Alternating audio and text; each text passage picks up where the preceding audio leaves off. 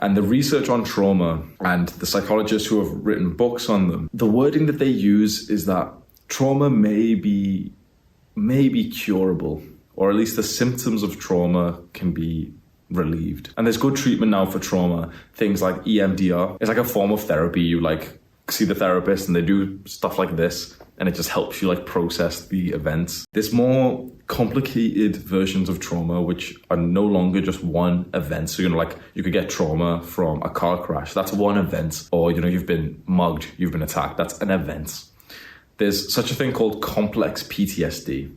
Complex post-traumatic stress disorder. And complex PTSD, CPTSD, is where you will go through lots of traumatic incidents. And it's pretty much always down to childhood abuse. So when you're a child and you're totally dependent on your parents, but your parent is being abusive, your parent shouts at you, threatens you, slaps you, emotionally neglects you, sexually abuses you, there's no escape from that. This can become a lot more severe, and it's actually estimated that, I'm not sure the exact figure, but a lot of people have experienced childhood abuse.